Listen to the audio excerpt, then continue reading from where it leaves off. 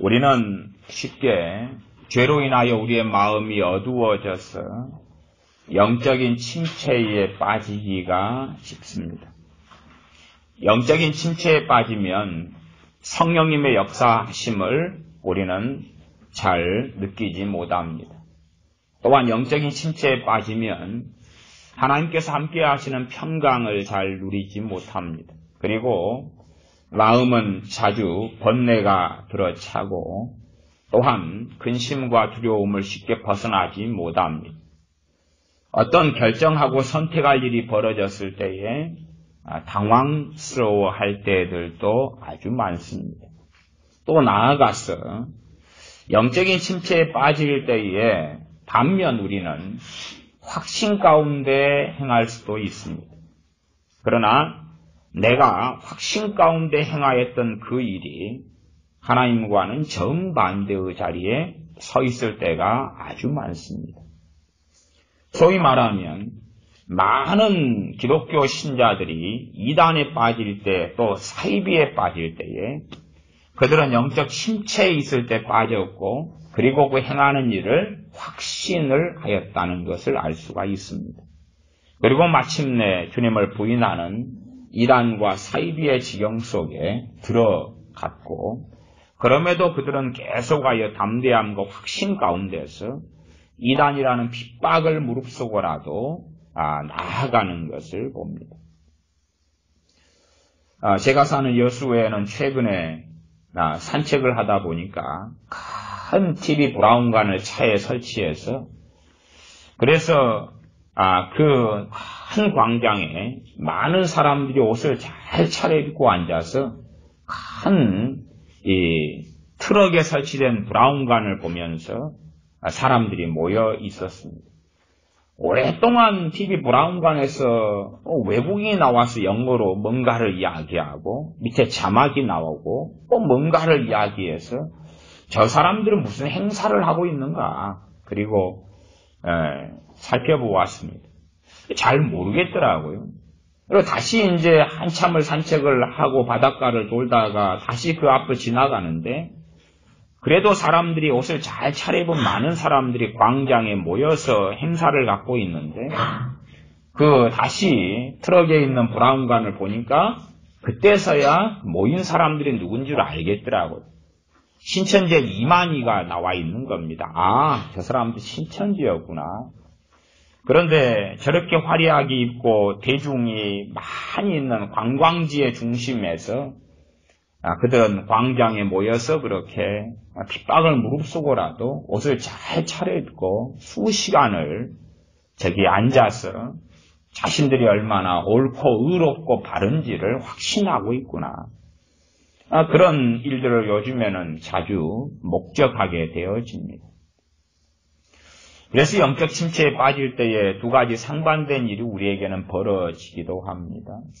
한 부류의 사람은 영적인 공격을 받아서 의심 속에, 불안 속에, 낙담 속에, 좌절 속에 살아가고 또 한 부류의 사람은 반면에 전혀 주님께서 주시지 않은 담대함을 소유하고 확신을 소유하고 그 길을 걸어가게 되기도 한다. 그 역설이 있습니다.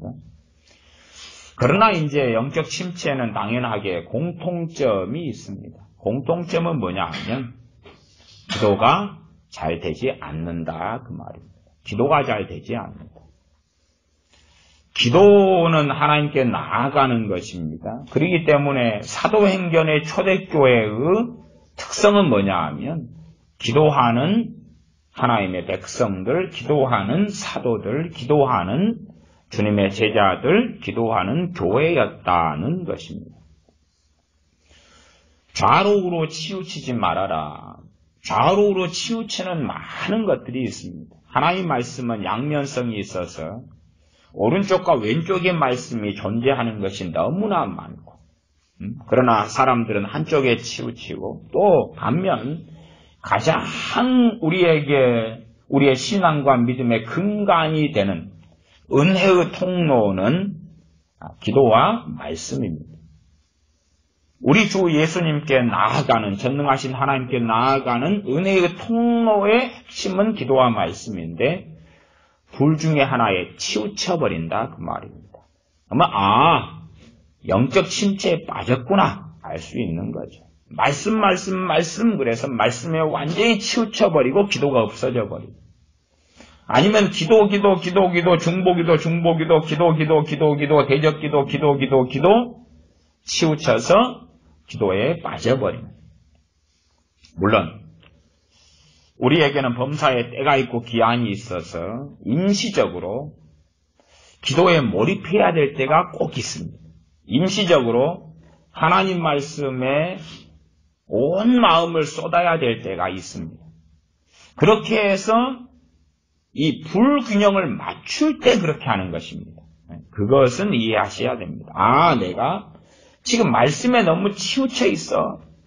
그러면 말씀을 통하여 기도 생활은 거의 없는 가운데 자기가 가진 자기 정욕적인 그러나 신령하다고 착각하는 성경 해석들을 하게 되고 자기가 가진 어떤 담대함을 가지고 살아가게 되는데, 그런 사람이 영적 침체에서 벗어나려면 깊은 기도, 영적 침체에 있는 사람은 깊은 기도 자체를 할 수는 없습니다. 본래가. 기도를 좀 하려 그러면 산만해지고 여러 가지 생각이 많아지고 그리고 기도가 잘 되지 않습니다. 그래서 제가 영적 침체에 빠진 사람들에게는 가장 권면하는 기도가 방언 기도입니다. 방언 기도. 영으로 하는 기도입니다. 우리가 성령 충만한 상태가 되었을 때는 고린도 전서의 이상향이 이루어질 수 있습니다. 영으로 기도하며 마음으로 기도하리라.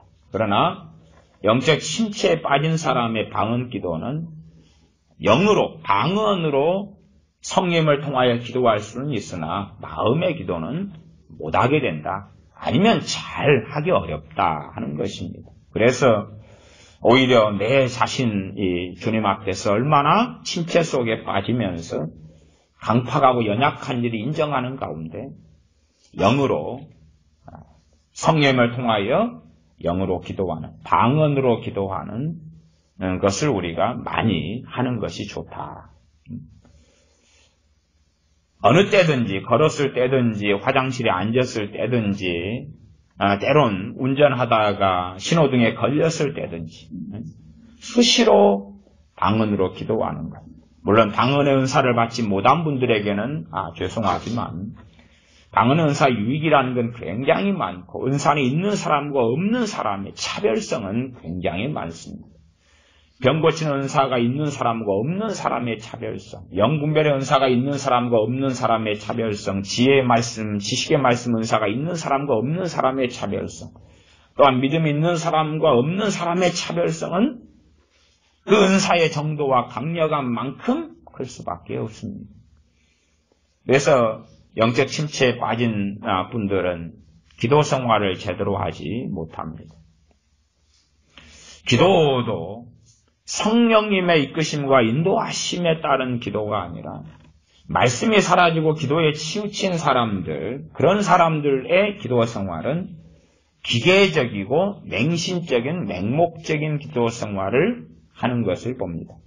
기계적이다, 맹신적이다, 맹목적이다 하는 뜻은 뭐냐 하면 기계적이다는 것은 동일한 기도를 계속하여 반복하는 것입니다. 말하자면 교회에서 20가지 기도 제목을 주었다. 그러면 그것을 쓴 가운데 매일 반복하고 읊조리는 것입니다. 꼭 천주교의 기도서나 성공회의 기도서 등에서 나온 것처럼 그런 것을 보고 계속하여 반복하고 읊조리는 것입니다.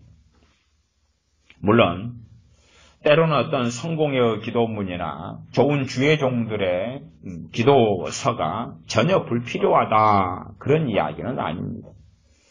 우리가 어떤 영적인 병에 걸려서 기도가 안 될 때에 저는 주님께서 가르치신 주기도문을 계속하여 반복할 것도 상당히 좋은 지혜다. 심지어 신앙 고백을 계속하여 하는 것도 특별히 초신자들에게는 굉장히 좋다라고 권면하고는 있습니다.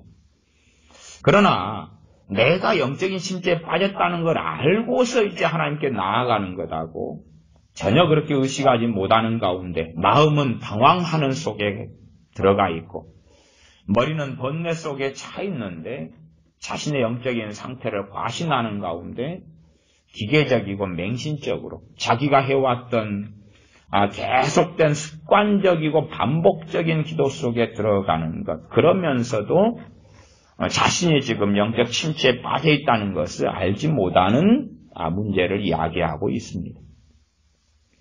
그래서 정상적으로 일반적으로 영적 침체에 빠지게 되면 기도와 말씀에서 불균형을 이루고 있거나 신천지에 빠질 때에 6개월 성경 공부, 무료 성경 신학원을 신천지에서 개설하는 걸 갈 때에 그 사람들은 이제는 말씀 66권의 균형이 아니라 소위 요한계시록 하나에 빠지고 그 다음에는 기도를 안 합니다. 와, 새로운 걸 깨달았어. 그리고 빠져버리는 것입니다. 말세의 요한계시록이야 빠져버립니다. 이게 말씀의 균형도 신구약 성경 66권이 우리의 영의 양식이지. 요한복음 한 권이 된다거나 아니면 요한계시록 한 권이 된다거나 그런 건 아닙니다.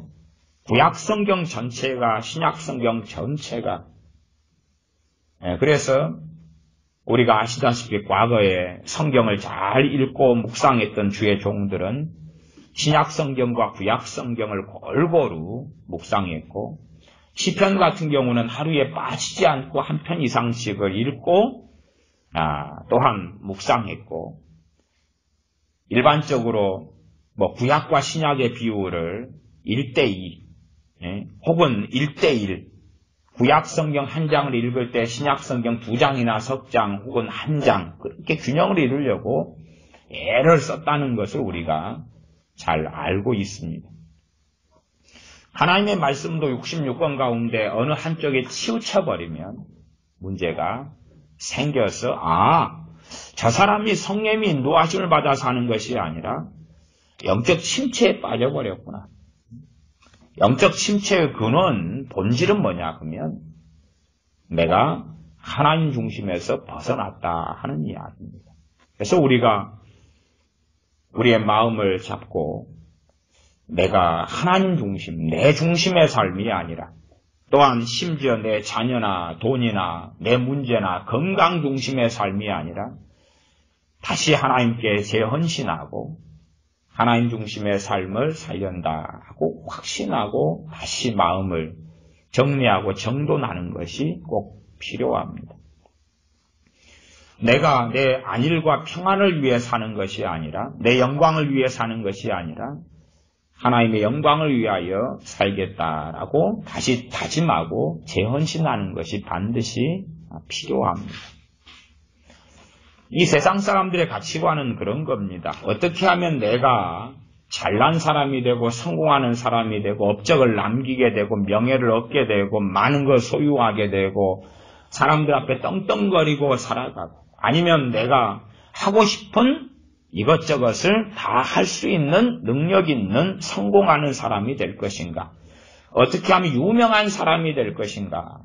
그것에 빠져 있습니다. 그래서 젊은 아이들이 음악, 가수를 모집하는, 연예인을 모집하는 오디션을 한다 그러면 어마어마한 젊은 애들이 중학생, 고등학생, 대학생, 청년들, 심지어 40대, 50대까지도 그런 자리에 잔뜩 들어가 있는 것을 봅니다. 하나님의 자녀의 삶은 평범한 소시민의 삶을 살다가 하나님께 가는 것이 정상적입니다. 무명한 자로 각 지체된 손과 발이든 아니면 요긴하지 않게 보이는 그 자리에서 주님을 사랑하고 섬기다가 이름도 없이 빛도 없이 이 땅의 인생을 마감하고 전능하신 하나님 앞에 서는 것이 일반적으로 그리스도인의 삶에 걸어가야 될 기본적인 모델이고 길입니다. 우리가 신앙의 위인전기, 위대했던 하나님의 사람들의 삶을 보면서 저것이 모델이고 샘플이구나라고 생각해서는 안 됩니다. 차라리 엘리야 선지자보다는 바알에게 무릎 꿇지 않은 그 무명의 7,000명이 우리가 걸어가야 되는 삶의 모델이고 길입니다. 사도 바울같이 위대하게 쓰임받는 것이 아니라 사도 바울이 주님을 사랑했던 삶을 본받는 것. 사도 바울같이 성경을 기록하고 사도 바울같이 몇 손가락에 낄 정도의 하나님을 섬기는 삶이 모델이 되는 것이 아니라 무명한 자, 사도 바울의 동역자로서 살았던 많은 무명한 자, 그리고 자신의 지체됨의 길을 걸어가는, 머리는 그리스도요, 몸은 교회이고 이 몸의 지체들은 우리 각 주님을 믿는 사람들인데 그렇게 평범한 소시민으로 살다 가는 것이 하나님 나라 백성의 가치관입니다. 그래서 하나님 말씀을 통하여 하나님 나라의 기준과 가치관을 가진 사람들은 이 세상이 주는 가치관과 끊임없이 저항하게 됩니다. 저항하게 되어서 평범한 소시민으로 한 달에 100만 원씩밖에 못 벌고, 그리고 저축할 돈도 없고 모아둘 돈도 없고 노후의 기약도 없이 연금도 없이 살아간다 할지라도 하나님 앞에서 평안을 누리고 살아갑니다. 왜냐하면 가진 것이 없을 때 하나님을 의지하고 의뢰할 일은 너무나 많기 때문에 그렇습니다. 저야 지금은 교회에서 월급을 받는 목사로 살아가기 때문에 생활에 대단한 여유가 있다 보다는 그냥 그럭저럭 부족함이 없이 살아갑니다. 그러니 하나님을 의지하고 하나님을 도움을 받을 일들은 사실상 별로 없습니다. 제가 먹는 것에 있어서 먹을 돈이 있는데 하나님을 의지할 것이 어디 있습니까? 또한 크게 몸이 아프지 않은 몸이어서 병원에 입원한 적이 지금까지는 한 번도 없었고, 그래서 특별하게 치과치료 정도 받는 것 외에는 하나님께 엎드리고 건강을 위해서 기도할 만한 뭔가도 없었습니다. 그러나 과거에 이 가난한 가정에서 살아와서 커피를 지금까지 즐기고 좋아하는데 커피 한 잔 마시는 돈 20원, 10원이 없어서 쩔쩔맬 때에 하나님께 커피 한 잔 먹기 위해서 10원을 위해서 기도하고 하나님께서 10원을 주시고, 그렇게 살았던 일들은 굉장히 많습니다. 먹을 끼니가 없어서 하나님께 기도하고 엎드리고, 잠잘 곳이 없어서 엎드리고 하나님을 의지했던 것은 수백 번입니다. 그리고 그 수백 번에 하나님께서는 신실하게 응답하셨습니다. 그러나 지금은 잠잘 곳이 있고 몸을 누일 곳이 있고 그래서 하나님을 의지하고 의뢰할 것이 없습니다. 아마 많은 기독교인들은 하나님을 의지할 것이 없도록 하나님 100년 쓸 것을 주십시오.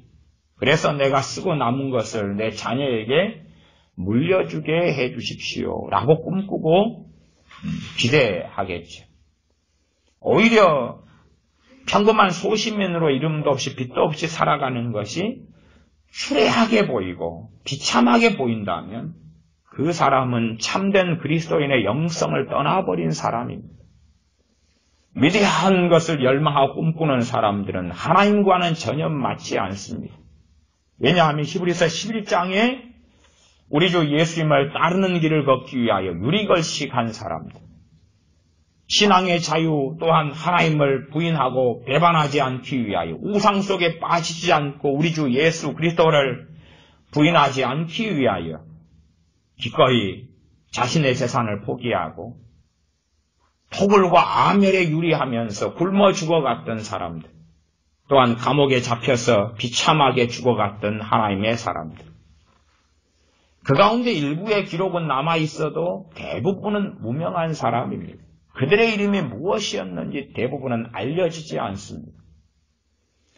그렇게 우리는 또한 세상은 알아주지 않지만 주님께서는 정확하게 그들을 알고 계셨고, 그들은 그렇게 무명하고 세상에서는 비참한 사람으로 살아갔으나 하나님의 나라에서까지도 그들은 비참한 사람이 아니라 그리스도의 영광을 얻은 사람들이 되었습니다.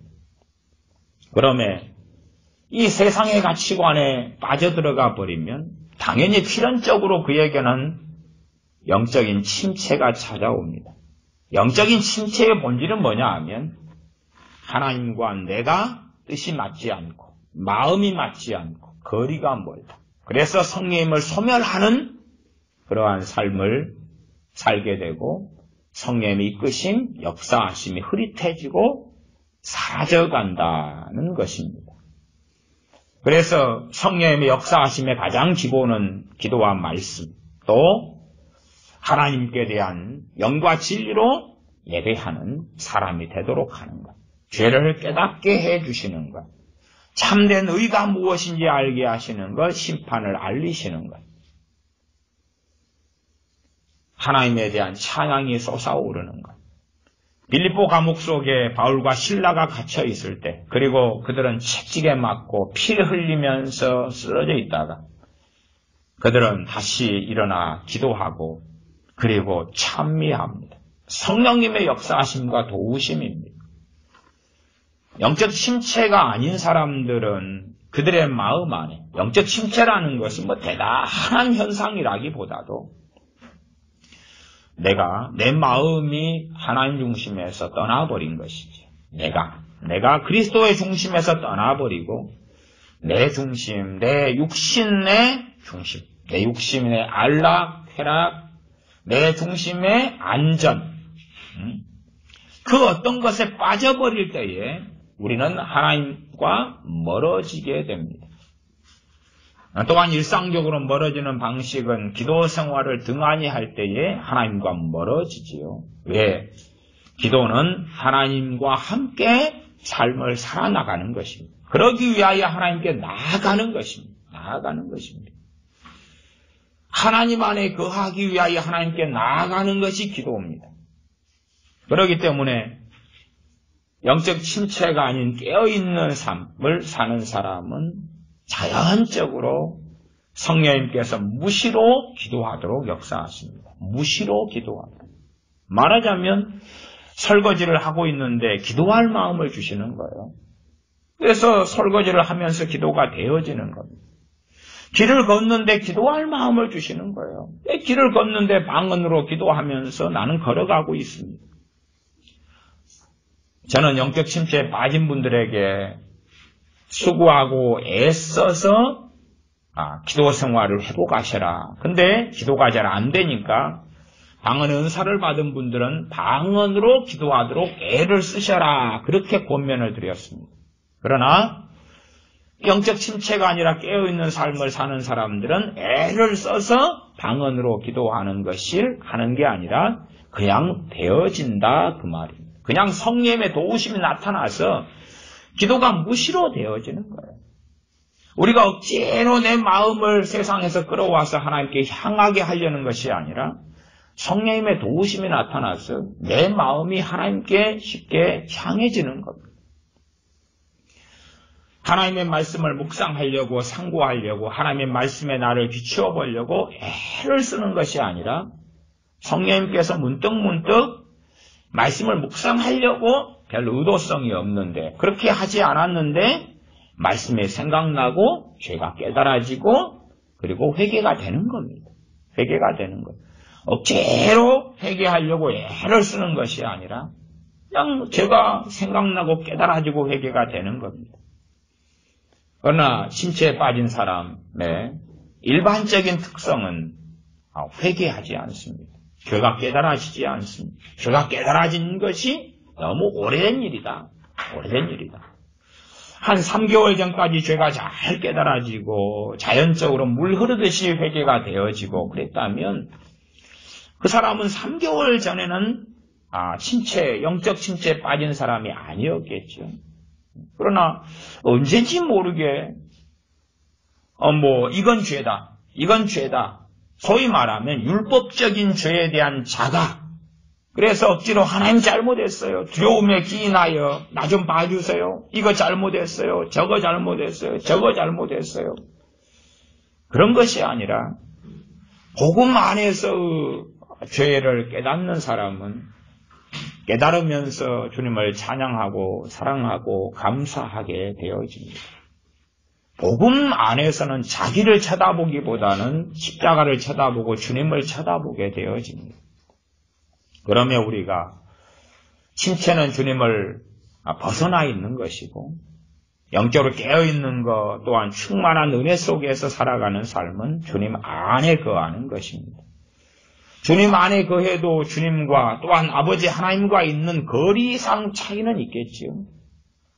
딱 붙어있는 사람도 있을 거고 한 10cm, 20cm 떨어져 있는 사람도 있을 거고 그러나 하나님 안에 거하는 반경이 있을 거예요. 우리가 집 안에 있다 할지라도 안방에 있는 사람이 있고 거실에 있는 사람이 있고 현관에 있는 사람이 있는 것처럼 그런 차이점은 있겠지.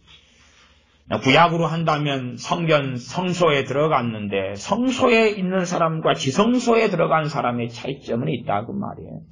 그러나 기본적으로 하나님 안에 거하기 위하여 기도하는 것입니다.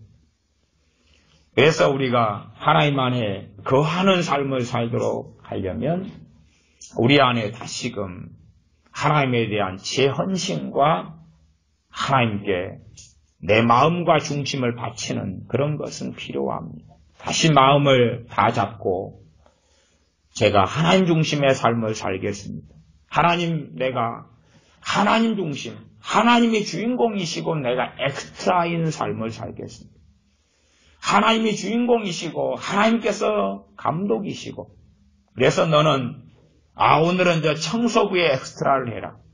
너는 과거에 똥을 푸는 똥장군이 있었던 것처럼 너는 똥을 지게 퍼다가 저 밭에 구덩이를 파고 붓는 그 똥장군의 엑스트라를 해라. 그래도 우리에게는 그렇습니다. 그러겠습니다. 화려한 자리만이 아니라 이름도 없이 빛도 없이 또한 하나님을 영화롭게 하는 길을 걷기로 우리는 마음에 다짐하고 있어야 합니다. 사도 바울과 바나바 사도를 통한 기적이 일어났을 때에 사람들은 허메와 스스 신이 임하셨다라고 그들을 칭송하고 찬양하려 했을 때에 바울과 바나바는 옷을 찢었습니다. 하나님의 사람들은 하나님의 영광을 내가 가져가려 하고 사람들이 하나님을 높이기보다 나를 높이고 나를 칭송할 때에 옷은 찢지 못하더라도 마음을 찢고 애통해하며 하나님께 엎드립니다. 그러면서 그들은 끊임없이 무명한 자로 남습니다. 소위 어떨 때는 이 신앙 위인전기를 보거나 세상 사람들의 전기를 보면 그 사람들을 굉장히 위대하게 띄우고 높이는 것을 봅니다. 우리가 정직하게 사도 바울의 서신들을 보고 정직하게 사도행전에서 사도 바울이 복음을 가지고 행하는 것을 볼 때에 우리에게는 사도 바울은 정말 대단하고 위대한 사람이었구나 하는 마음이 별로 들지 않을 겁니다. 저는 그렇습니다. 제가 사도 바울 서신들을 볼 때에 사도 바울은 위대한 사람이 아니구나. 나하고 비슷한 평범한 소시민이었구나. 그것을 느끼게 됩니다. 말하자면 사도 바울이 성경을 기록할 때에 자신의 영광을 위하여 기록한 게 아니라 자신의 손도 마음도 경험도 삶도 하나님께 다 드리고 바치고서야 성경을 기록하였고 그래서 사도 바울의 서신을 통하여 하나님이 높아지시고 드러나는 것이고 그게 진실이었고 사도 바울 나는 얼마나 유능하고 대단한가 여러분들은 나를 존경하라 나를 높여라 하는 것이 없었다는 것을 봅니다. 그래서 사도 바울이 나를 본받으라 할 때에 그것을 우리가 동의할 수가 있는 겁니다. 끊임없이 우리는 우리 자신을 드러내고 뽐내고 높이려고 하고 그런 세계 속에서는 우리가 세상 속에 침몰하고 들어가는 사람이 되었던 겁니다. 성경은 우리의 안전을 보장해 주지 않습니다. 이 땅의 안전을 보장하는 게 아니라 오히려 우리에게 말씀을 주시면서 하나님 안에 안전을 믿으라고 요구하시기도 합니다. 주님께서 하나님을 믿으니 또 나를 믿으라고 말씀하시지. 너희의 육신의 안전을 내가 보장하노라 그렇게 꼭 보이는 말씀이 있기도 해요. 그러나 성경 전체를 볼 때에 이해와 해석은 달라지는 것을 봅니다. 너희 머리 털어 하나라도 상치 않게 하리라. 그래서 그것에 몰두하여 좌로 치우쳐 버릴 수 있는데, 또 심지어 어떤 사람들은 중보기도에 몰두하여 치우쳐 버립니다. 그러면 아마 그렇게 말할 수 있겠죠. 우리는 성경을 통하여 압니다. 세례 요한이 감옥 속에 들어가 헤롯에 의하여 죽임을 당합니다. 영광스러운 죽음이었나요? 대단히 영광스러운 죽음이 세례 요한의 죽음은 절대 아니었어요.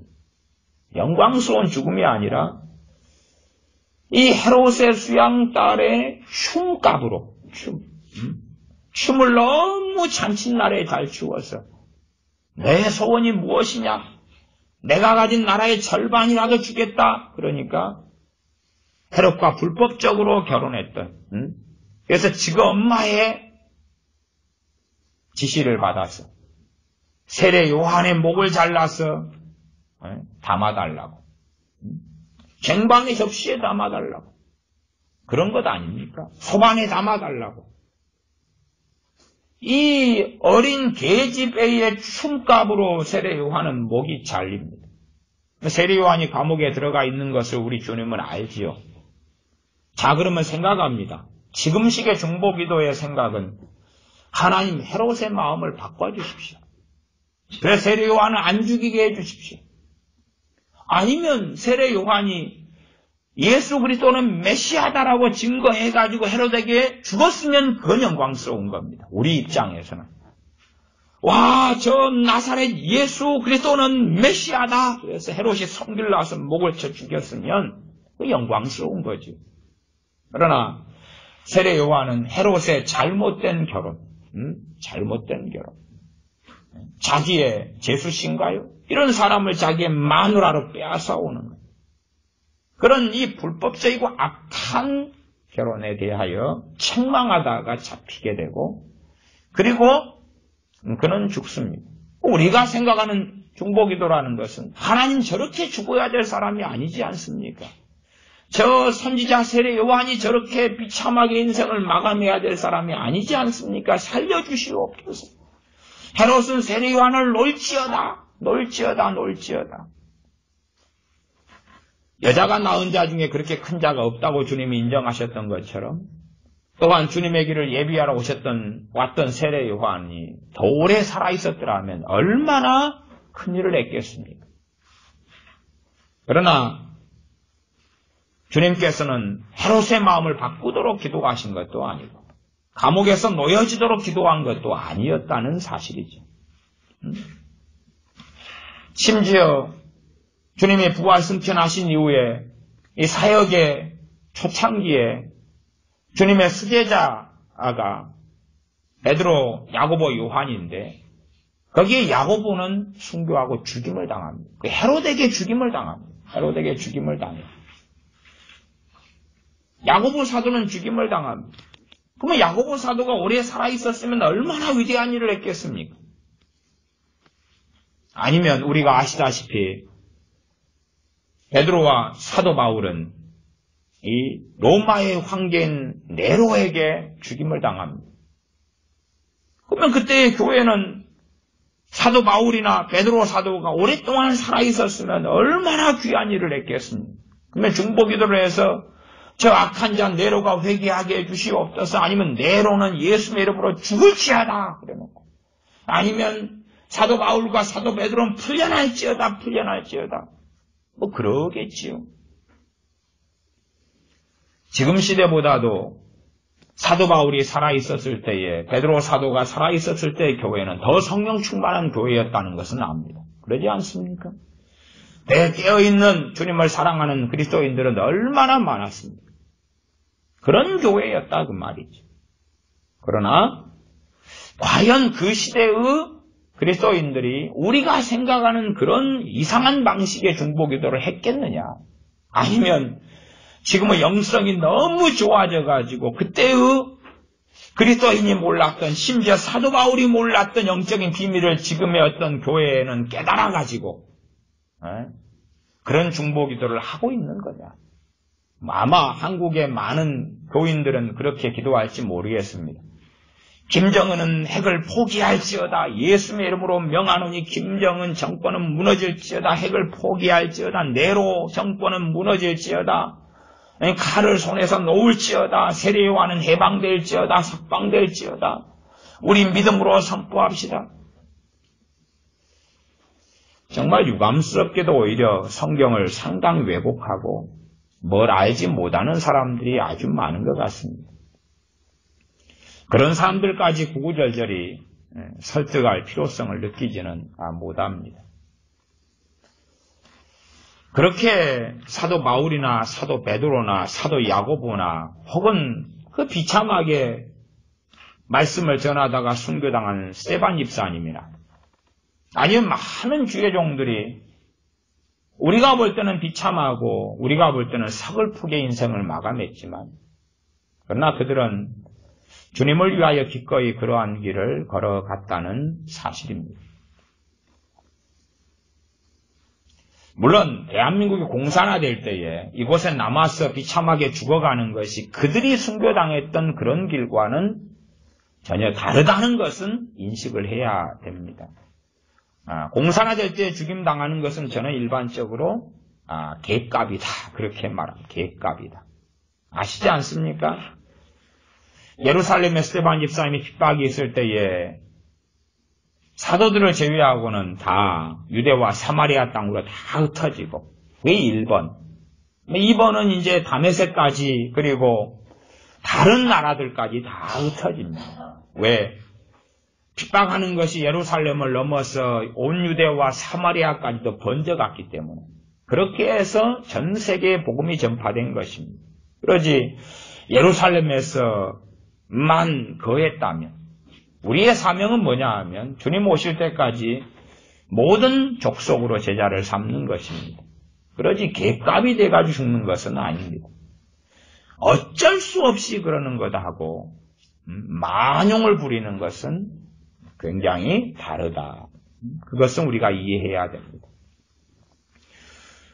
그래서 영적인 침체에 빠지면 다시 말하면 내 눈이 내 마음이 하나님에게서 멀어지면 일반적으로는 내게 찬양이 일어나지를 않는다. 그 말. 찬양이 내게서 나타나질 않아요. 찬양.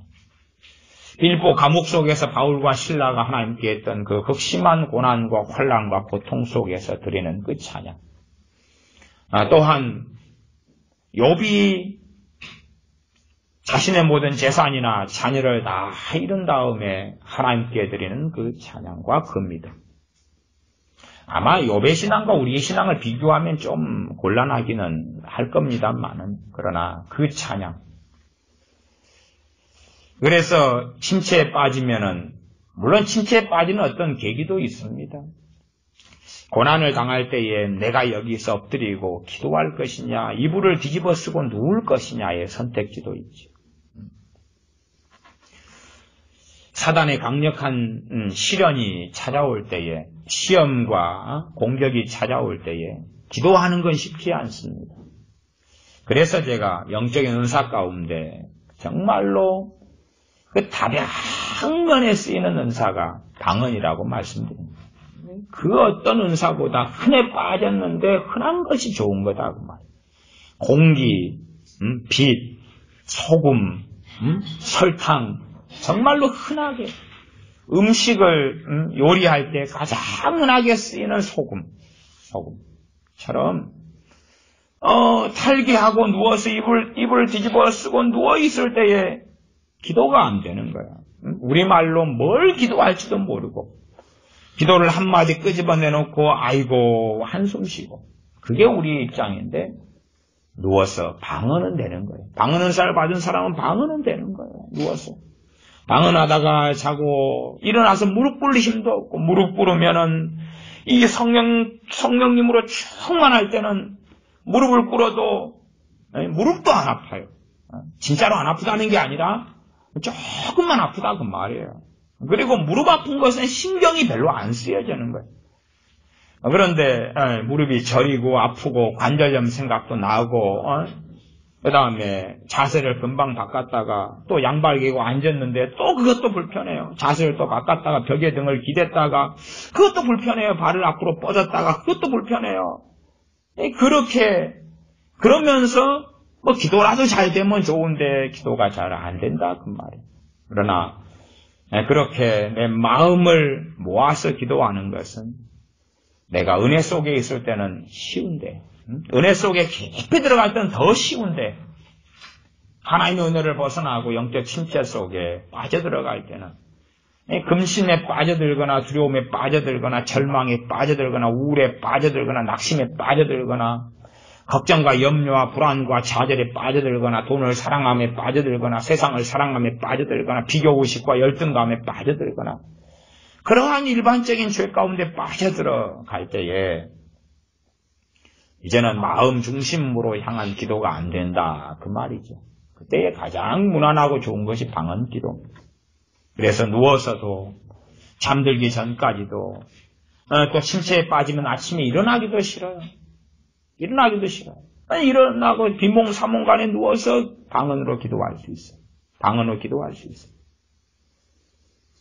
그러기 위해서 결국은 이 영적으로 침체에 빠진 사람은 질적인 기도는 거의 못합니다. 질적인 기도는 안 돼요.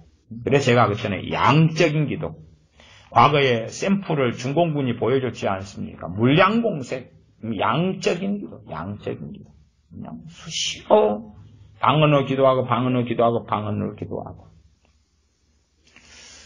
영적인 침체에 빠지면 이제 이 균형을 잃어버리는 너무 말씀에 빠지거나 너무 기도에 빠지거나 그런 이제 균형을 잃어가는. 그러나 말씀에 빠진 사람도 결국 말씀의 모조품에 빠지는 거지 진짜 말씀에 빠지는 건 아닙니다. 왜? 진짜 말씀에 빠지면 성령님께서 역사하시면서 기도와 말씀의 균형을 이루도록 진리 영이신 성령님께서 말씀 영이신 성령님께서 역사를 하시기 때문에 가짜 말씀에 빠지는 거죠. 가짜 깨달음, 가짜 말씀에 빠지는 거죠.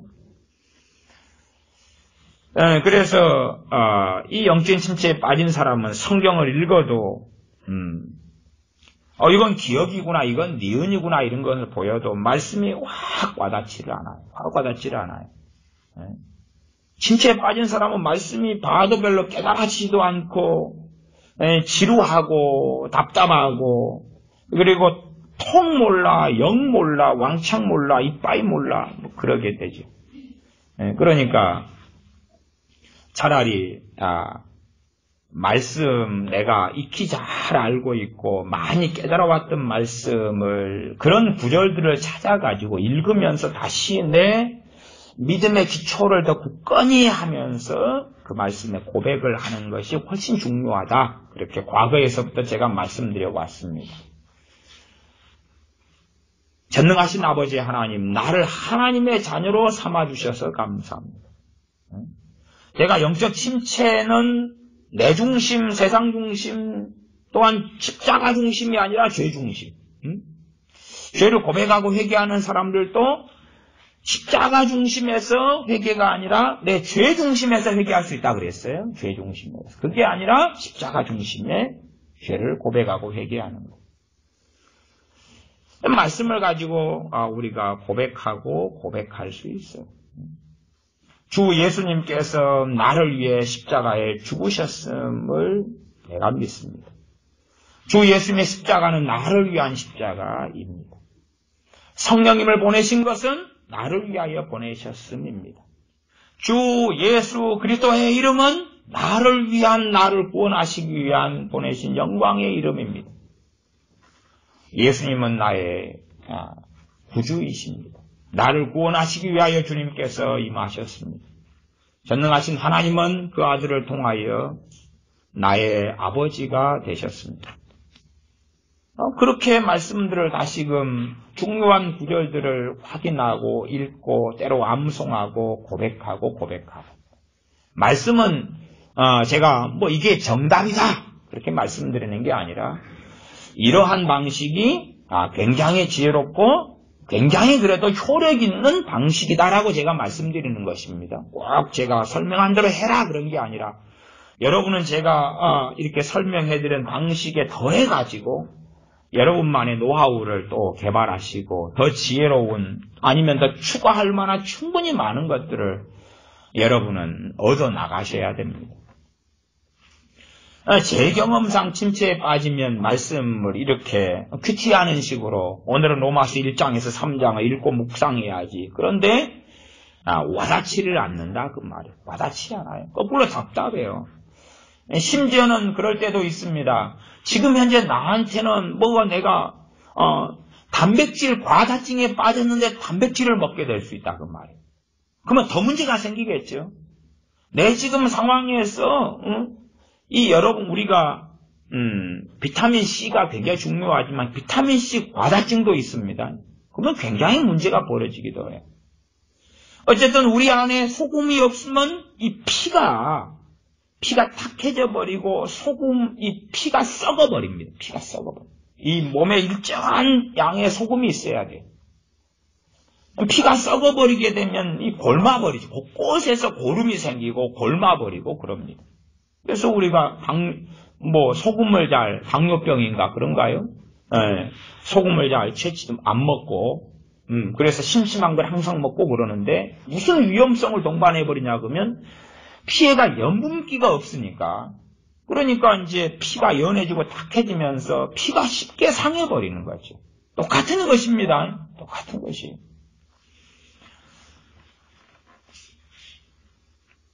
하나님의 말씀을 우리가 섭취하고 먹을 때에 하나님 말씀이 쉽게 다가오지 않습니다.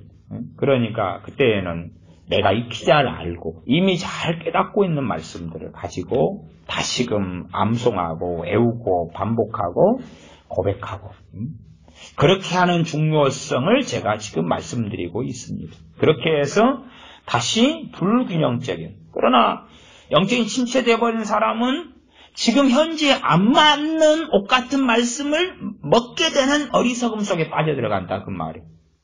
지금이 겨울인데 여름 옷을 입는다거나 아니면 여름인데 그냥 두꺼운 털옷을 입는다거나 얼마나 안 맞습니까? 그런 말씀들을 섭취하는 이상한 세계 속에 들어갈 때가 아주 많은 것을 본다 그 말이에요.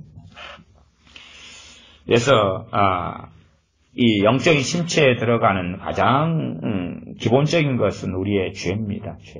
죄인데 우리가 쉽게 이렇게 죄다라고 인식하지 않는 일반적이고 평범한 죄. 이게 말하자면 이제 성령 충만을 받은 사람들에게 이제 성령 충만이 받은 사람들이나 아니면 성령 충만을 받기 위하여 기도하는 사람들이 기대하는 것이 있어요. 기대하는 것. 기대하는 게 뭐냐 그러면 어떤 자기가 풀지 못하는 고질적인 죄가 있어요. 고질적인 죄. 항상 매여있는 고질적인 죄가 있다고 합시다. 그러면 사람들은 뭘 기대하냐면 성령 충만이 오면 그 고질적인 죄가 해결될 거라고 생각해요. 근데 성령 충만이 와도 그 고질적인 죄는 대부분 그대로인 거예요. 그대로 해결되지 않습니다. 그대로인 거예요.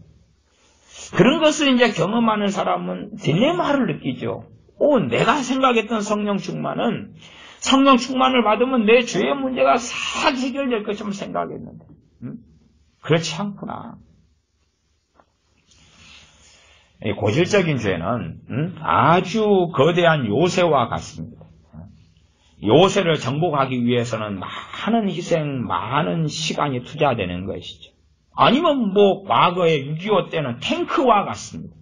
탱크를 물리치려면 많은 희생과 고생이 필요하고 땀과 노고가 필요하지 성령 충만을 받았다 해가지고 그냥 해결되는 게 아닙니다. 그렇다면 히브리서에도 너희는 죄와 싸우라. 너희가 피 흘리기까지 죄와 싸우지 않았다는 말씀을 기록할 이유가 없죠. 그냥 성령 충만 받으면 죄의 문제가 다 해결된다. 성령 충만 받으면 성화가 돼버린다. 그렇게 성경은 말했겠지요. 그러면 얼마나 죄와 싸우기가 쉽습니까? 그러나 성령 충만을 받는 이유가 효과적으로 죄와 싸우기 위하여 받는 것입니다. 죄의 싸움을 대신해서 성령 충만을 받았다.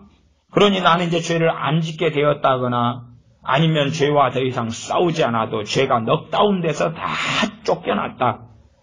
그런 망상과 그런 헛개비가 아닙니다.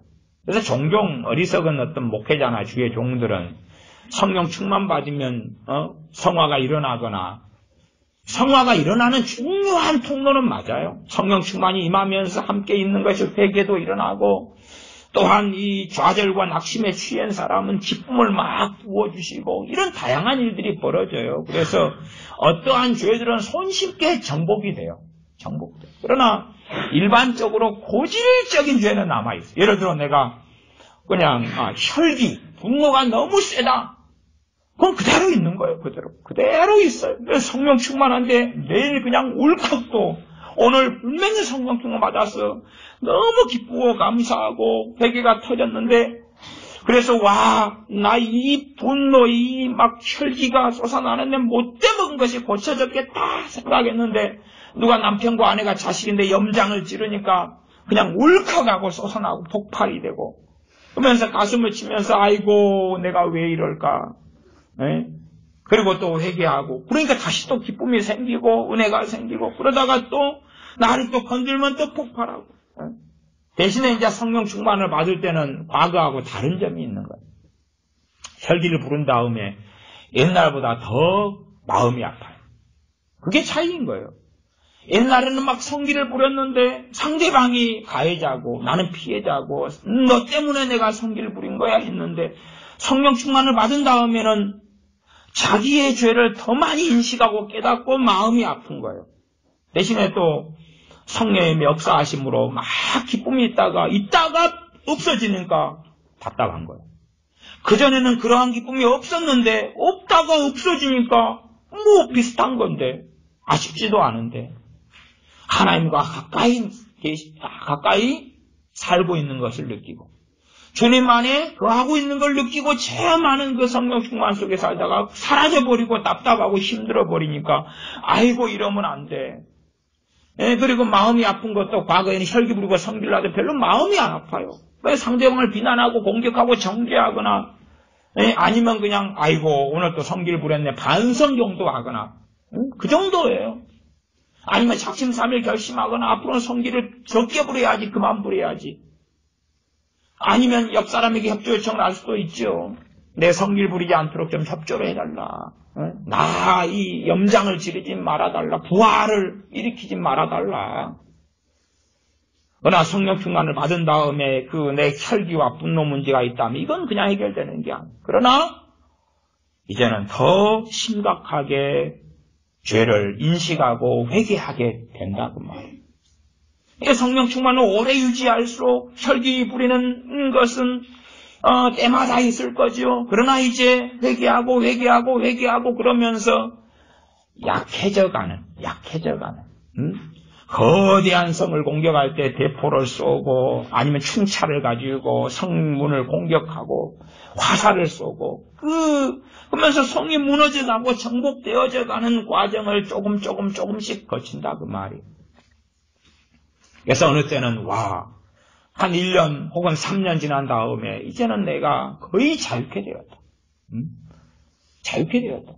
그러나 아시다시피 모세 같은 하나님의 사람이라도 막판에 성길 부려가지고 가나안 땅에 못 들어가고 말지요. 그러니 완전하게 내가 이제 우뚝 섰노라, 나는 보았노라, 나는 잡았노라 그럴 사람은 없는 거다 그 말이에요. 그렇게 보이지만 하나님의 은혜에 의하여 서 있는 것일 뿐이라고 사도 바울은 나의 나된 것은 하나님의 은혜로다 라고 고백하는 것을 우리는 익히 잘 알고 있습니다. 또한 어떤 사람들은 소위 말하면 아이가 게임 중독에 빠졌어요. 성령 충만을 받았어요. 게임 중독 그렇게 안 고쳐집니다. 그게 착각인 거죠. 안 고쳐져요. 이제 게임 중독과 그 아이는 성령 의지하여 싸워야 돼요. 내 아들이 게임 성령 충만을 받았도다. 얼마나 감사한가. 걔도 이제 게임 중독이라는 것은 두 가지 중독자가 있겠죠. 게임을 좋아하는 중독자와 안 하고 싶은데 끌려가는 중독자와 알코올 중독자도 두 종류가 있습니다. 안 마셔야지 그런데 마시게 되는 사람과 일단 마시게 되면 또 맛있고 술이 안 마셔야지 그런데 그냥 마시게 되면서 마시니까 또 그냥 어쩔 수 없이 마시자 그런데 너무 좋다 그런 사람과 마시고 싶어서 마시면서 알코올 중독이구나 그런 사람이 있겠죠. 게임 중독에 걸린 아이가 성령 충만을 받더라도 게임 중독은 해결이 안 되는 거예요. 물론 예외는 있어서 한 10,000명, 10만 명이 하나는 해결이 되죠. 그러나 일반적으로는 해결이 안 돼요. 해결이 안 돼요. 그래서 이제 막 기도 생활하고 말씀 보고 너무 기쁨이 충만하다가 저녁 되니까 자기를 보니까 게임하고 있는 거예요. 게임하고 있는 거예요. 이제 문제는 그것을 방치하고 그 다음날 회개하지 않고 다시 엎드리지 않고 하면 게임은 계속 반복해서 하면서 성령 충만을 소멸해버리죠. 없애버리죠. 그러나 그날 저녁에 게임하고 있는 자기를 발견하고 어쨌든 게임이 끝나는 때는 있겠지요. 다시 회개하고 고백하고 엎드리고 3일 지난 다음에 또 게임을 자기가 하고 있어요. 다시 회개하고 고백하고 엎드리고 그런 여정을 그런 싸움을 길게 해야 된다 그 말이에요. 짧으면 몇 개월일 거고 길면 몇 년일 거고 그러나 정복하지 못하고 계속하여 대치하고 있을 때도 많을 거다 그 말이에요. 우리가 성령 충만을 받을 때는 기본적으로 그렇습니다. 하나님 안에 깊이 머물러야 됩니다. 그래야 성령 충만이 옵니다. 특별한 예외로서 그냥 단지 어떤 집회에 참석하고 안수 기도를 받고 임파테이션을 받고 그럴 때 성령 충만이 올 수 있으나 사실은 그러한 성령 충만은 내 뱃속까지 임하는 게 아니라 같이 임하는 거예요. 같이. 그런 것 같이 임하는 거예요. 왜? 내 마음이 지금 하나님에게서 멀어져 있잖아요. 근데 성령 충만이 멀어져 있는 나를 가까이 하게 하는 게 아니에요. 내가 가까이 하는 그 길을 걸으면서 도와주는 안수기도나 도와주는 어떨 때의 성령의 역사하심이 성령 충만의 소위 말하면 오리지널 성령 충만, 원조 성령 충만이다 말할 수 있는 거예요. 그러지 자기는 하나님께 나아가려고 수고하지 않은 상태 속에서 성령 충만을 받는 것은 어불성설이다 그 말입니다. 그래서 내가 영적으로 침체됐다, 성령 충만을 소멸했다, 성령 충만하지 않다, 성령님의 역사하심을 내가 누리지 못하고 살아간다. 그런 경우에는 당연히 사탄의 공격과 침략을 굉장히 많이 당합니다. 성령 충만은 두 가지 성령 충만이 있습니다. 두 가지 성령 충만. 물론 많은 분들이 구분했고 설명했던 것이기도 하고 저도 구분하고 설명하는 것이기도 합니다. 물론 그렇게 구분하지 않는 분들도 많이 있습니다. 근데 제가 볼 때에는 두 가지 성령 충만입니다. 두 가지 성령 충만. 두 가지가 우리에게는 다 필요합니다. 근데 첫 번째는 일반적으로 우리가 이해하고 있는 성령 충만입니다. 이해하고 있는 것. 그 다음에 두 번째는 능력 충만. 이게 성령 충만 받기는 쉬워도 능력 충만 받기는 어렵습니다. 단지 그냥 어떤 성령의 은사를 받는 정도를 이야기하는 것하고는 꽤 다른, 말하자면 은사 충만하고는 꽤 다른 이야기입니다. 그 무디 선생님이 설교를 하고 말씀을 전하다가 그의 인생에는 몇 가지의 대사건이 벌어집니다. 제 입장에서 대사건. 당연히 우리 주님을 믿고 만나는 대사건이죠. 그 찢어지게 가난해요. 그 무디 그분의 가정 찢어지게 가난해요. 소위 말하면은 무디가 한 3살 때 이럴 때 아버지가 돌아가셔요. 아버지가 건축, 석공도 하고 벽돌도 미장도 하고 이런 건축공이었는데 무디 한 3살 때 아버지가 돌아가시는데 그때에 남자 아들만 7명이라요. 무디는 6번째. 가장 큰 애가 13살이라요. 엄마는 가정주부라요. 그리고 무디 아버지가 신앙이 믿음이 좋으셔요. 그러니까 막 다쳐가지고 와가지고 있다가 기도하는 포즈로 딱 돌아가셨어요. 항상 하나님을 섬기는 것을 이야기하고. 근데 엄마는 만삭이라요. 그 안에 여자의 쌍둥이가 둘이가 들어가 있어요.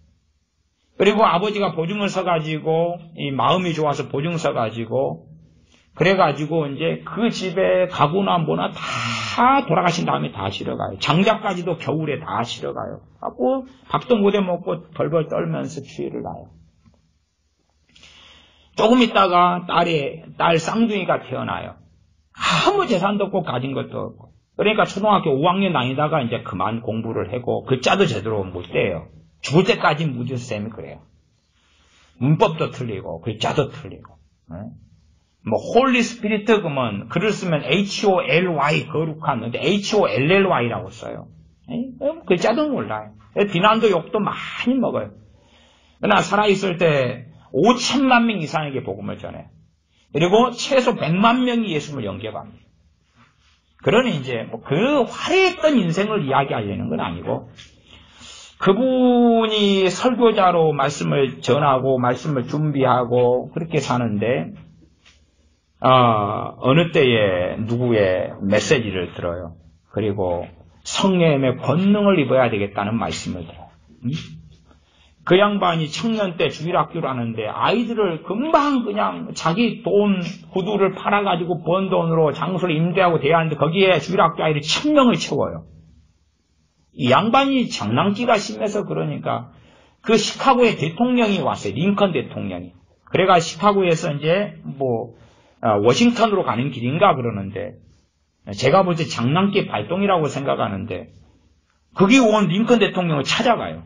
찾아가가지고 우리 주일학교에 와달라고 초청을 해요. 자기가 뭘 안다고. 하고 막 초청해가지고 결국 링컨 대통령이 가기로 해요.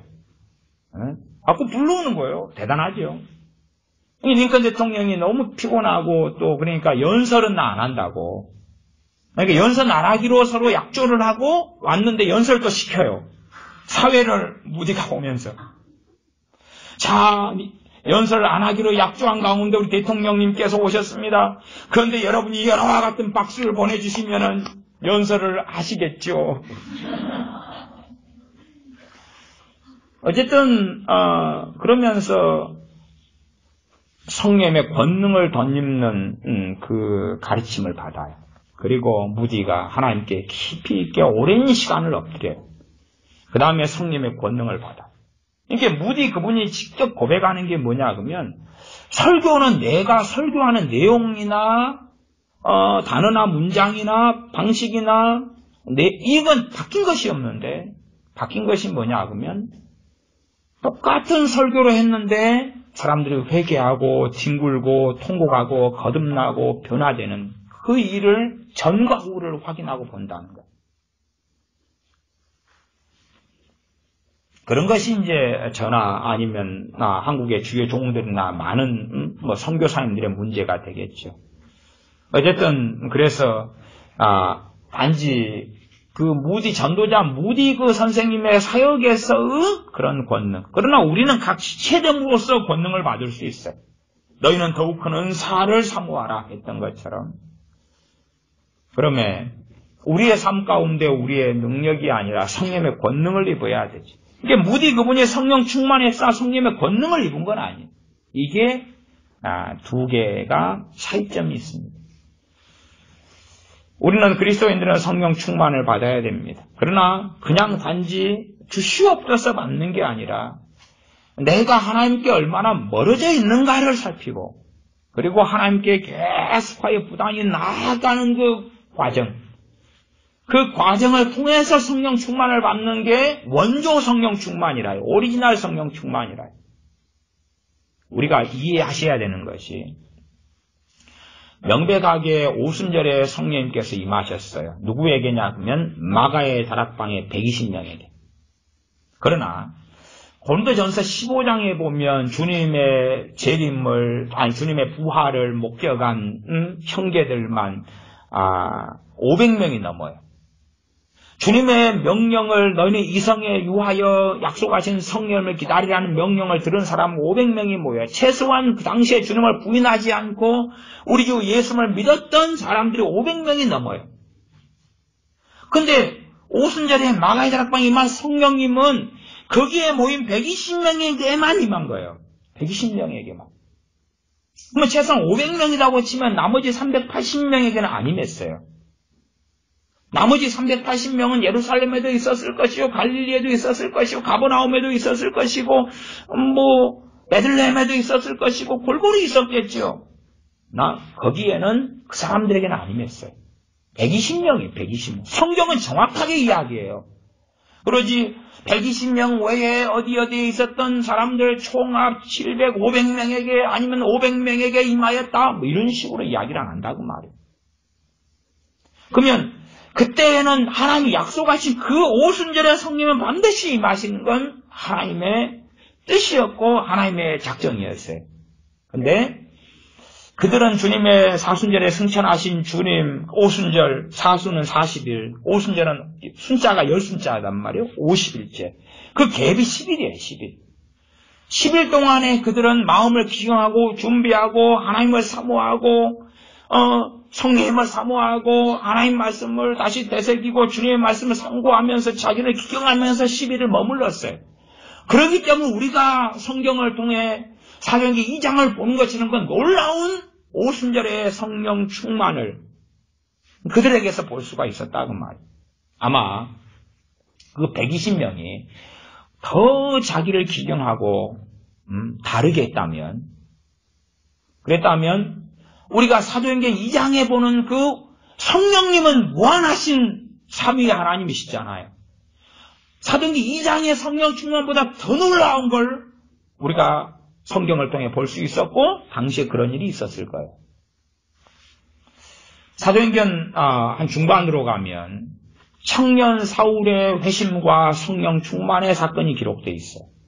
사도 바울이 된 청년 사울.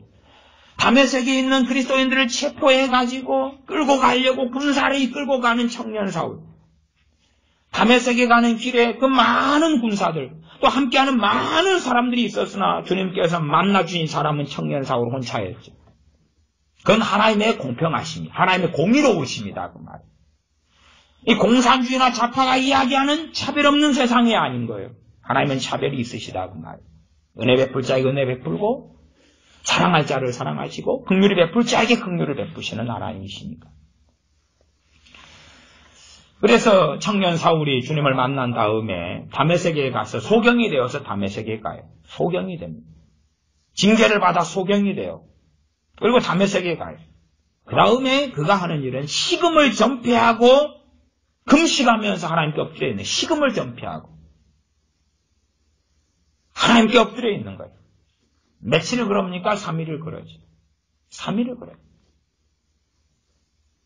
절박하게 하나님께 엎드리는 거예요.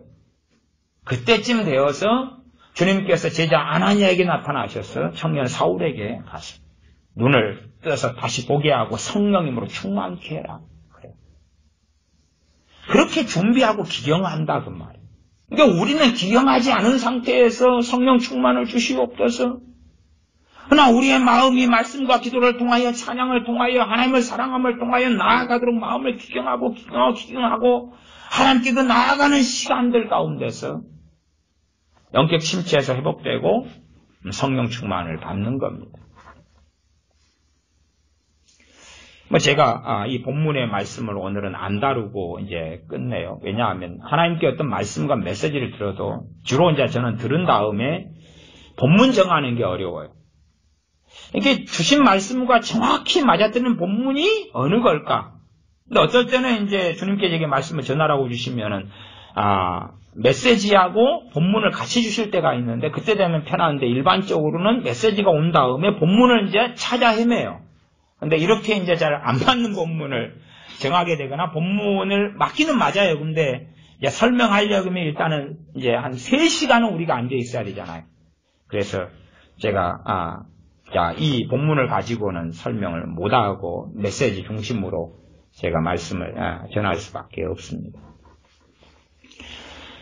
그래서 우리가 하나님께 나아가는 시간을 우리가 물량 공세를 해야 될 때들이 많아요. 왜냐하면 하나님으로부터 멀어지는 것도 차근차근 멀어져요. 차근차근 멀어져요.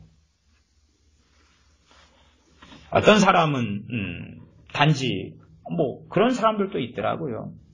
자기가 하나님께로부터 멀어졌는데 하나님 중요한 선택의 기로를 만나요. 침체된 가운데 하나님 선택을 잘할 수 있게 해주시옵소서. 하나님의 뜻을 보여주시면 순종하겠습니다. 그 뜻을 받을 수도 없는 상태고 또 인도받을 수도 없는 상태인데 기도만 하면 하나님이 보여주실 수 있을 거라고 생각을 하는 이 자가당착에 빠진 사람들도 많아요. 당장 그것이 급하더라도 그러나 그렇게는 해결되지 않아요. 당장 급하더라도 우리가 급한 것이 하나님께 급한 건 아니에요. 우리가 급하다는 이야기는 세상에 몰두해버렸다는 이야기예요. 하나님께서 급하게 여기시는 것들이 있고 우리는 그거에서 급해야 되고 그러려면 내 당면한 문제보다 하나님께 기도와 말씀을 통해 찬양과 예배를 통해 나아가는 그 부단한 시간들이 필요해요. 부단한 시간들. 물론 영적인 침체가 깊을수록 더 기도가 안 돼요. 방언도 쉽게 안 되기도 합니다. 방언 은사를 받았어도. 또 하나님의 말씀을 가지고 잘 고백이 안 돼. 고백이 안 돼. 우리가 내가 그리스도와 함께 십자가에 못 박혔나니 주님 나는 주님과 함께 내 죄로 인하여 죽었습니다. 주님의 죽으심은 바로 내 죄에 대한 심판이었습니다. 그런 고백이 잘 되지 않는다고. 성경을 그래서 생각도 안 나니까 떠들쳐 봐야 돼. 떠들쳐 보면서 주님께서 나의 목자가 되십니다. 나는 너의 선한 목자라. 주님이 바로 내 목자십니다. 나는 갈 바를 알지 못하는 양입니다. 나는 무지몽매한 어린 양입니다. 주님 나를 긍휼히 여겨주시옵소서. 그 말씀을 떠들면서 고백했다가 기도했다가 그런 시간들. 모르면 떠들쳐 보는 거예요. 그래서 성경을 여러분이 많이 보셔서 밑줄을 그어놨을 거 아닙니까? 중요한 거. 그런 걸 보라고 말이에요. 그런 거. 내가 성경 쭉만 할 때는 10장도 20장도 30장도 성경을 순차적으로 보고 난 다음에 조금 깨닫고 성경을 조금 깨달았는데 덮고 길을 걸어가는데 성령께서 말씀을 생각나게 하셔서 또 깨닫게 하시고 이런 풍성한 역사가 있지만 영적인 침체가 되어져 버리면 성경을 1장, 2장, 3장 읽는다고 해결이 안 된다고 말이에요. 오히려 이제 로마서 같으면 내가 간단히 읽어놨던 말씀들 넘어가서 어떤 말씀이 내가 지금 현재 다시금 새기를 이 근본이 되는 말씀이냐 그런 말씀들을 살피면서 이제 고백하고 찬양하고 하나님께 나아가고 그렇게 돼야 된다 그 말이죠. 로마서 이렇게 보면 4장 6절이 있네요. 우리가 아직 연약할 때에 연약하단 말은 내가 죄 가운데 허덕이고 빠지고 그럴 때 기약대로 이미 약속하신 약속대로 그리스도께서 경건치 않은 자를 위하여 죽으셨도다. 경건치 않은 자가 누굽니까? 나지요 나. 경건치 않은 나. 완악한 나를 위하여 죽으셨도다. 말씀 그대로 아멘. 맞습니다. 주님께서 죽으신 것은 경건치 않은 나를 위하여 죽으신 것입니다. 다시 고백하고 하나님께 나아가고 그렇게 이제 말씀에 접근하는 것이 제가 경험하고 볼 때에 가장 나은 것 중에 하나다라는 말씀입니다. 그래서 다시 마음을 말씀으로 기경하고 그 다음에 때마다 기도하고 긴 기도의 어떤 기준이 아니라 방언하고 아니면 주님을 의지합니다. 주님께 나아갑니다. 주님 나를 도와주십시오. 내가 주님 안에 거하여 살기를 원합니다. 하나님만을 사랑하는 삶을 살기 원합니다. 하나님 중심의 삶을 살기 원합니다. 그렇게 자꾸 나아가는 이 짧은 기도들. 그냥 대표기도 하는 것처럼 장황하고 긴 기도를 모델로 살면 안 됩니다. 그런 기도가 모델이 되는 건 아닙니다. 막 길게 새로운 문장들을 만들어내는 그런 기도가 아니에요. 아시다시피 엘리야 선지자가 갈멜산에서 했던 기도가 똑같은 기도를 계속 하는 것 아닙니까? 반복 기도지. 주님께서 겟세마네 동산에서 하셨던 기도도 3차례나 그 긴 기도를 계속하여 반복하는 그것이 성경에 기록되어 있습니다.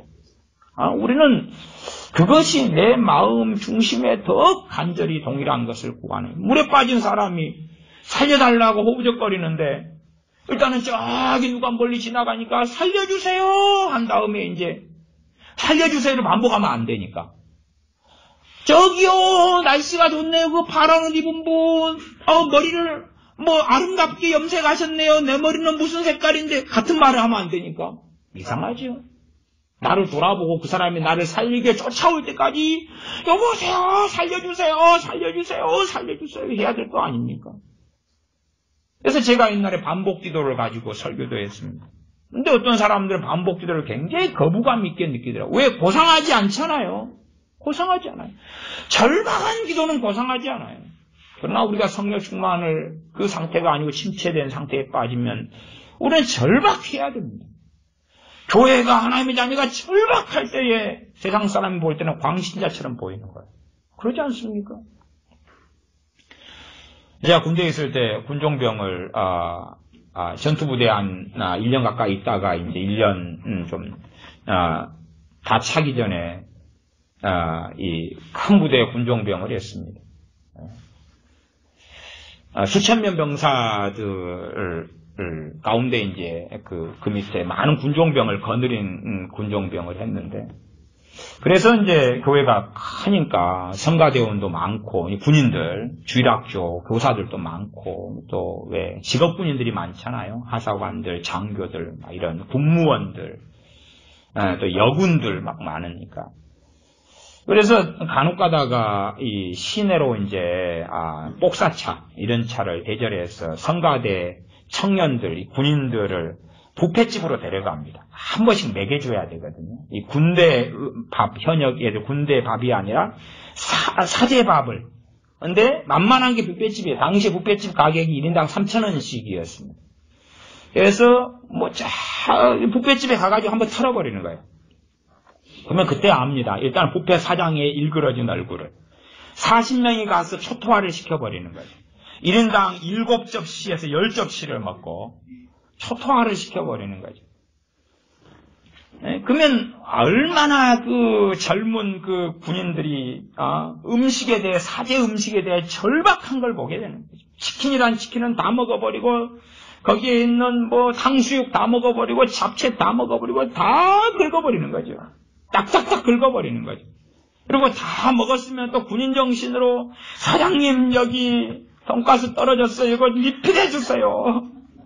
응? 소리를 지르고.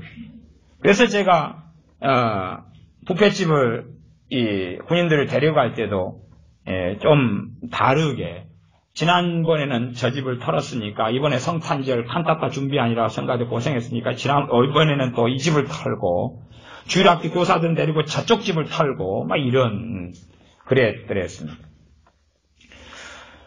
절박한 거죠. 음식에 대해 절박하게 달라들어 침을 흘리고 달라들고 또 겨울 되기 전에는 김장을 교회에서 많이 남아 여전도에서 오시간이 많이 나오면 이제 제가 교회 주변에 땅을 파요. 땅을 파서 큰 김장독을 묻어요.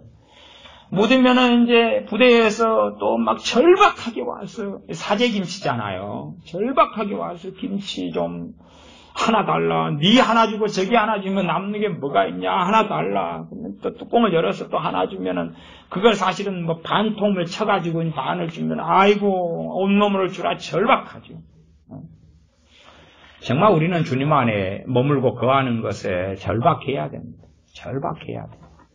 하나님의 자녀가 성령의 도우심과 역사하심 없이는 정말로 끝까지 이 어려움과 고난이 있는 세계 속에서 완주하기 어렵습니다. 또 완주한다 해도 온몸이 피투성이가 돼가지고 완주하는 거예요. 온몸이. 대부분은 피투성이가 된 처럼 쓰러져서 못 일어나는 거죠.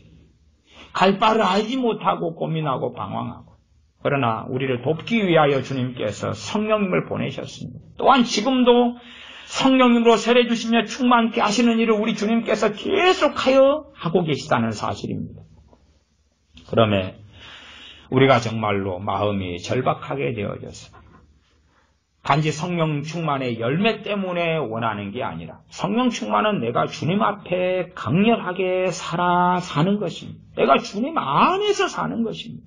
주님 안에 깊이 들어가서 주님과 함께 동행하며 사는 것을 다른 말로 성령 충만이라 그럽니다. 성령 충만을 받을 때 죄와 싸울 능력과 힘을 얻게 됩니다. 싸울 능력과 힘. 그 위에 이제 능력 충만을 받게 될 수 있습니다. 그리고 그것도 간절히 내 무능함을 깨닫고 알고 기도할 때. 그러지 성령 충만도 안 받은 사람들이 은사를 받기 위해 기도하고 은사를 받는 경우는 많아요. 은사를 통하여 하나님의 영광을 돌려먹습니다.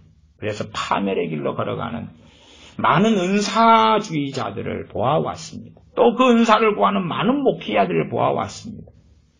정말로 성령 충만이 뭔지, 그리고 우리 안에는 갈급하게 되어서 오순절 성령님의 임하심을, 성령님의 부어주심을 열흘간이나 기도하며 전혀 기도에 힘쓰니라 했던 120명의 사람들처럼, 또 다메섹에서 식음을 전폐하고 기도했던 이 청년 사울처럼 그렇게 준비하고 기경하고, 기도가 어렵지만 다시금 또 믿음도 잘 침체 속에 있을 때는 믿음을 다시 일으키기 어렵지만, 또 내 상태가 어중간한 상태일 때 잘 안 믿어지고 말씀이 내 안에 역사하지 않고 억지로 하나님 말씀, 하나님께서 나를 위해 주신 말씀이라는 사실에 동의해야 됩니다. 하나님 저를 위하여 말씀을 보내셨잖아요.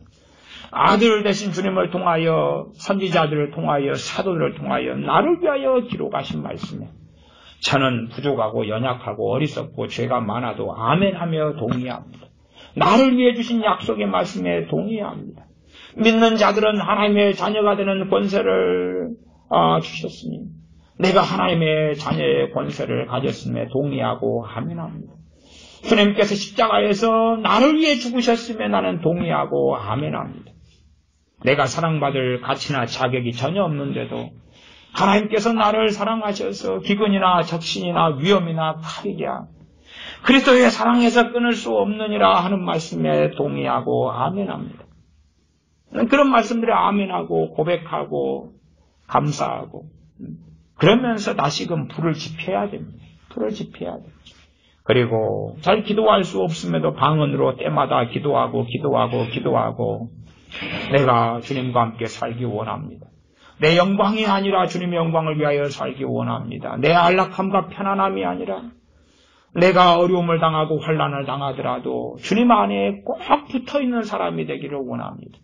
주님과 동행하여 때로는 고난의 길을 걸어가도 이 땅의 삶은 잠깐이니까 나그네 인생에 불과하고 영원한 하나님의 나라가 예비되었고 준비되어 있으니까 다 함께 가는 길, 다 상로 병사를 통하여 인생을 마감하는 그 길에서 내가 유명한 또 성공한 영광을 얻는 게 중요한 게 아니라 전능하신 하나님 안에, 아버지 안에, 또한 주님 안에 거하고 아버지께서, 아들께서 내 안에 거하시는 우리가 아버지 안에, 아버지께서 내 안에, 내가 주님 안에, 주님께서 내 안에, 내가 말씀 안에, 말씀을 통하여 주님께서 내 안에 거하는 삶이 가장 위대하고 영광스럽고 아름다운 삶이기 때문에 주님 안에 거하기를 간절히 원하고 우리의 묵은 땅을 기경해 가야 됩니다.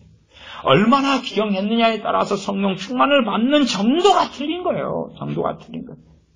그러나 어리석은 사람들은 성령 충만을 위해 기도해도 마음을 기경하지 않고 성령 충만의 달콤한 과실을 원하지만 정말 성령 충만의 본질이 뭐고 핵심이 뭔지를 놓쳐버리는 거죠.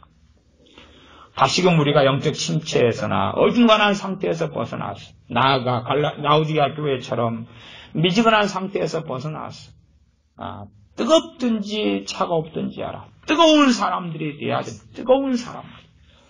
말씀에 뜨겁고 하나님 사랑에 뜨겁고 기도에 뜨겁고 주님을 사랑하는 것, 주님을 기쁘시게 하는 것에 뜨겁고 주님과 함께 거하는 것에 뜨겁고 말씀을 믿는 것에 뜨겁고 말씀에 아멘하는 게 뜨겁고 성령 충만을 덧입어서 어떤 것은 즉각 순종이 되고 어떤 것은 순종이 어려우면 싸워나가서 마침내 죄들이 하나씩 정복되어지는 것을 그래서 주님께 영광 돌려드리는 우리의 삶이 다 되시기를 바랍니다. 기도하겠습니다. 아버지 하나님, 우리가 어리석고 완악한 자가 되어져서 죄 가운데 빠져들어 살기를 기뻐하고 좋아합니다. 또한 죄 가운데, 만연한 죄 가운데 빠져들어 살면서 죄를 느끼지도 깨닫지도 회개하지도 않고, 또한 회개하는 것도 미룬 채로 살아가는 침체 속에 들어갑니다. 이러한 어리석음에서 벗어나서 우리의 연약한 믿음을 가지고서라도 죄를 고백하며 주님의 십자가 의지하여 나아가며, 또한 내가 과거에 믿었고 은혜를 받았고 견고하게 섰던 말씀들을 묵상하고 상고하고 고백하며 그 말씀을 내 것으로 아멘 하고 받아들이면서 다시금 말씀의 불을 지펴나가고, 방언으로 무시로 기도하고 영적 침체 속에서 무시로 기도하지 없을 때라도 다시금 주님 기도할 수 있도록 도와주시옵소서. 구하고 기도하기에 게으르지 아니하도록, 또한 지쳐 쓰러졌을 때는 무엇이라도 주님을 찾고 기도하고 방언하다 잠들고 깨어 일어날 힘이 없을 때라도 주님, 내가 주님과 함께 살기를 원합니다 라고 구하는 그러한 사람들로 우리의 묵은 땅을 기경하도록 거룩하신 주님, 거룩하신 성령님을 보내셔서 도와주시옵소서. 그래야 이 땅의 영광스러운 삶이 아니라 아버지의 나라의 영광스러운 삶을 위하여 하나님의 영광을 구하며 추구하며 이 나그네 인생을 걸으며 살기 원합니다. 노후가 준비되어 있지 않고 손에 가진 것이 없고 외양간에 소가 없고 우리의 양이 없고 밭에 소출이 없어도 여호와 하나님 때문에 기뻐하며 하나님을 섬기는 것으로 기뻐하며 하나님을 예배하는 것으로 기뻐하는 우리의 믿음의 길이 되게 도와주시옵소서. 이 땅에 소망을 가진 사람들이 아니라 하늘에 쌓아둔 영원한 소망들을 가진 사람들로서 기뻐하며 찬양하며 노래하다가 이 험난한 또한 위기 속에 한국 땅에서 우리가 나아갈 길을 얻게 하여 주시옵소서. 우리가 오히려 어려움 속에서 우리의 믿음을 준비하여 그 어느 때보다 잠시 주어진 평안의 때에 성령 충만을 가져서 환난의 때에 성령님께서 이끄시는 길, 주님께서 이끄시는 길을 걷게 하여 주시옵소서. 우리 주 예수님의 이름으로 기도하옵나이다. 아멘.